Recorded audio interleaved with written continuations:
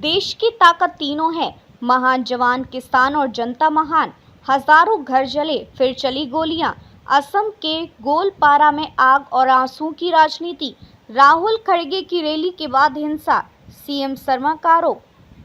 कांग्रेस बोली जानबूझकर भूखों पर गोली चलाई। घटना की पृष्ठभूमि असम के गोलपारा जिले के पाइकन रिजर्व फॉरेस्ट क्षेत्र में 12 जुलाई को 1080 परिवारों के घर बुलडोजरों से गिरा दिए गए।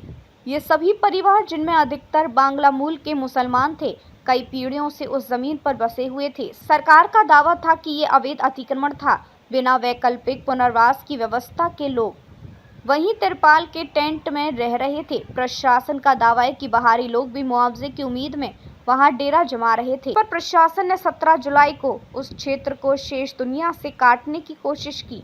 मुख्य सड़क की खुदाई शुरू हुई, यहीं बना संघर्ष की चिंगारी। हिंसक टकराव और मौत। 17 जुलाई की सुबह जैसे ही जेसीबी से सड़क काटी जा रही थी, स्थानीय लोगों ने इसका विरोध किया। देखते ही देखते स्थिति तनावपूर्ण हो गई। ईंट, पत्थर और लाठी डंडों से हमला हुआ। पुलिस और वन्य कर्मियों पर भीड़ ने हमला किया। पुलिस ने जवाब में फायरिंग की, जिसमें 19 वर्षीय शौकार अली की मौत हो गई और 2 अन्य घायल हो गए। 15 से ज्यादा पुलिस और वनकर्मी भी घायल हुए। घटना के बाद पूरा इलाका छावनी में तब्दील हो गया। सीएम हिमंता बिस्वा शर्मा का सीधा आरोप, कांग्रेस ने भड़काया। घटना के 24 घंटे के भीतर ही मुख्यमंत्री हिमंता शर्मा ने प्रेस कॉन्फ्रेंस कर बड़ा आरोप लगाया। राहुल गांधी और मल्लिकार्जुन खड़गे के भाषणों ने इन लोगों को भड़काया। उनके जमीनी कार्यकर्ताओं ने लोगों को उकसाया। अगर जरूरत पड़ी तो राहुल और खड़गे को भी पूछताछ के लिए बुलाया जाएगा।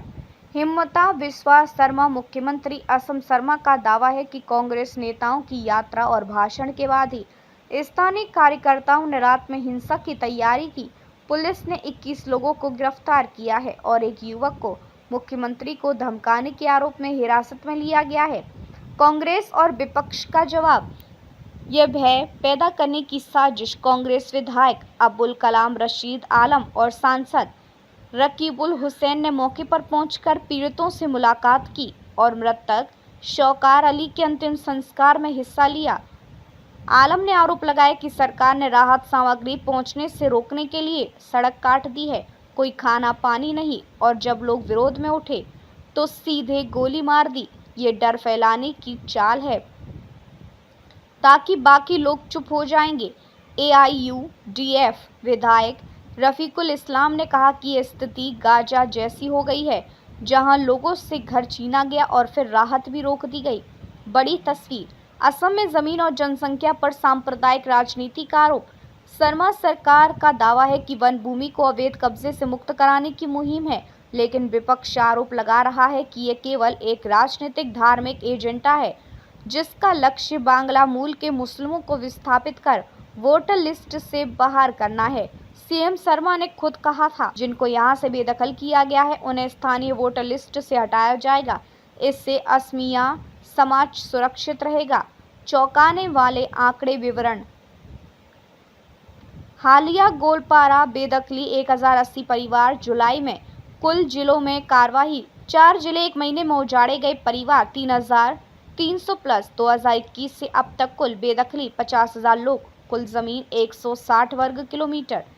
क्या कहता है कानून और मानव अधिकार? सीपीआई, एमएल और अन्य संगठनों ने दावा किया है कि कई लोगों के पास वैध कागजात थे, बावजूद इसके उन्हें हटाया गया। मानवाधिकार आयोग ने इस पूरे प्रकरण पर स्वतः संज्ञान लेने की संभावना जताई। आगे क्या राहुल गांधी और खड़गे को पुलिस पूछताछ के लिए बुलाएगी? क्या पीड़ितों को कोई राहत या पुनर्वास मिलेगा?